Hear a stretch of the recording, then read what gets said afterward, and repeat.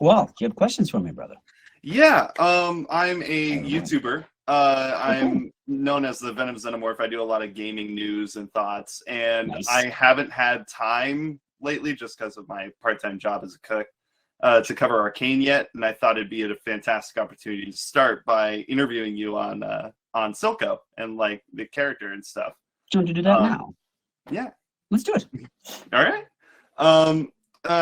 The first question I wanted to start with was just how important of a role Silco was to you. Just Well, important career-wise is different than important personally-wise because, I mean, Silco is incredibly important to me personally. It's brought right. some really lovely people into my life. It's also, I mean, to have a role that was so beautifully written and so incredibly well animated, and then I get the privilege of doing the voice, and it moved, thousands and thousands of people. When Silco says, "Don't cry, you're perfect." Don't cry. You're perfect. When he says that line, there's so many of us out there that we're told that we're not good enough, or that who we are as our authentic self isn't who our parents want, or isn't who our partner wants, or whatever, and it's damaging. And to simply have a show that lets people kind of be their authentic selves on screen, you don't see a lot of people hiding from who they are on screen in Arcane. You see a lot of people just being who they are in a strong way. Personally, I love that. I really love when you give someone the power to be their authentic self. And career-wise, well, I made its dream come true because a lot of people got to see it. It was top-notch production work, and it's, next level stuff as far as career goes. Awesome. Yeah, no, I totally agree with those last words with Silco. It got me through a tough time myself. Yeah. That's incredible. A lot of people, needed to hear that, and I think I'm glad that I got to say it. Do you think Silco will return in an impactful way for season 2, in the way that Milo or Clagger during season 1 would haunt Jinx as a voice, the way that we heard him say we'll show them at the end when she's charging a rocket? Do you think that he would make a presence or a return in her mind in some way? I don't know. I don't know what the writers have in store for season 2 for Arcane, but I can tell you that they're brilliant. And Alex and Christian, the creators of Arcane, they don't miss a trick. So I'm fairly sure if they have anything planned for Silco, which I don't know, that it's meaningful and purposeful and not just putting a lot of people's favorite character back in the show because they like the character, right? Yeah. But Arcane is a world of consequences. And for Silco to die who Jinx can be, so Jinx can be who they need to be, is incredibly powerful and meaningful.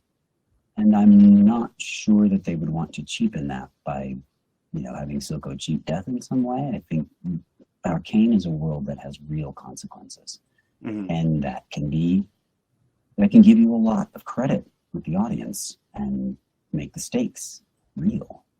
So, I don't know what they have planned, but I know it'll honor the type of world that Arcane lives in. Yep, I totally agree. That's absolutely true. What was your favorite line or moment to deliver as Silco? My favorite?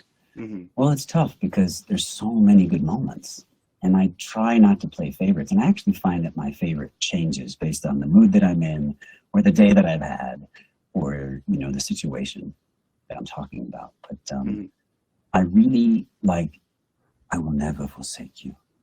I really like that. He says to Jinx, "You're my daughter. I would never forsake you." I like that one. I like, obviously, "Don't cry, you're perfect." And I like, "You're strong now, just like you were always meant to be." You're strong now, just like you were always meant to be. There's also another one, right? That people go through transformations in their life and they come out on the other side a different person. And like Powder became Jinx, and to have someone say that that transition was good for you, Mhm. that you're stronger now because of that suffering or that whatever, was a beautiful thing. Yep. And this is just a quick bonus one for myself, just Bonus because I'm question. a massive fan of this other franchise. Yeah. I didn't know this till like 5 minutes before this. You voiced D. Granak in Doom, for Doom That's correct. Eternal. That's correct. What was it like playing him before he got, decapitated? Was it fun? Gifts to aid him in his noble conquest, perhaps in return for my...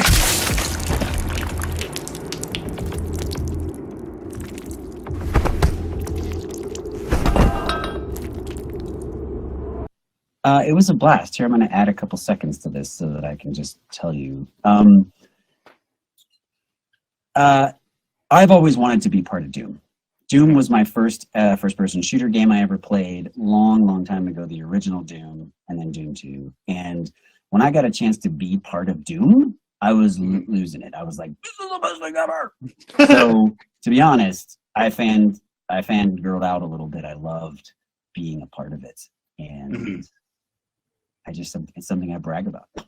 I tell people I'm in Doom. I don't say I'm in Doom Eternal. I just say, I'm in Doom. I'm in Doom, guys. I made it when I'm in Doom. Not Arcane. Yeah. Like, I made it when I'm in Doom. So Yeah. Yeah. Now witness the power of my creatures and damn you to hell. He's such a great character too. Yeah. All right. All right. Thank you so much. Yeah, you bet. We could take a selfie if you want. Oh, absolutely. All right, ready? 3, 2, 1. You're good. Cheers. All right, we'll talk later, brother. I hope to see you on YouTube.